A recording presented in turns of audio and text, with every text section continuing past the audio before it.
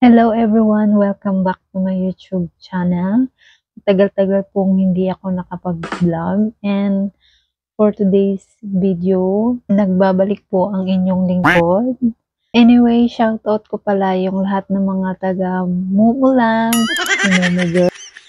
mga kainday ko dyan, mga guys, lahat ng mga nanonood and mga subscribers ko dyan. Hello po sa inyong lahat. For today's video pala mga guys, kung mapapansin nyo po sa aking title, pang hair treatment from Dreamwood. Ito po siya. Nakikita nyo siya sa mga videos from TikTok kasi doon ko lang din to nakita. Kaya napatry ako nito.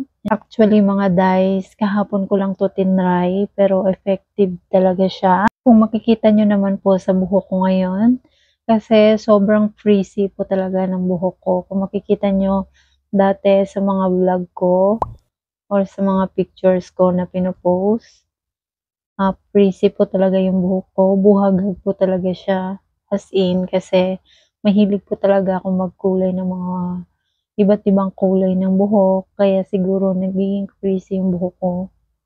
Pero tingnan nyo naman guys, kahapon lang ako nag-try ng Bremod, yung effect sa buhok ko ngayon. Anyway mga guys, para talaga to sa mga dry, frizzy and damaged hair na kagaya ko. Na-damage na to kasi sa palagi kong papalit-palit ng mga kulay ng buhok. Anyway mga guys, ilalagay ko na lang sa description box ko below kung saan ko siya nabili at kung magkano yung price niya. Ina-apply ko pala to after kong maligo at saka tuyo na yung buhok ko. Tsaka ko siya ina-apply sa aking hair. At pinufocus ko pala siya sa paglagay sa damaged hair ko talaga at sa frizzy or sobrang buhaghag ko ng buhok kagaya yung sa dulo kong buhok kasi sobrang buhagag talaga yung dulo kong buhok. Doon ko siya mas pinofocus yung pag-apply ng Bremod. May mga tanong pa pala kayo mga guys tungkol sa paggamit nito, you can comment down below para masagot ko yung mga tanong nyo about sa hair treatment na to. Perfect talaga to sa mga ayaw ng magpa-salon or yung magpa-straight ng buhok, magpa-rebond. Kung gusto nila bumalik sa dati yung hair, maging malambot. Nagre-recover kasi siya elasticity ng ating hair. Wala naman siyang amoy. Hindi siya ganun kasi parang oil lang talaga siya guys na ilalagay mo sa hair. Dati may mga split ends talaga yung buhok ko.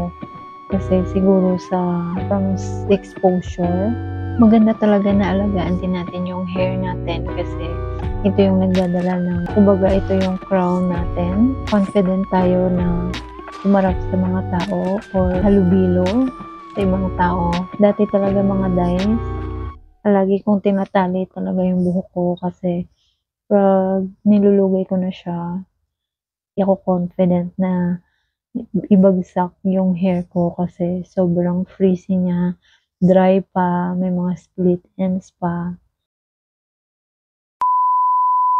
So that's it for today's video mga guys. I hope you enjoy. Enjoy talaga. Sana nagustuhan nyo yung video ko ngayon. Don't forget to like, share, subscribe to this channel, to my channel, and see you on my next video. Bye!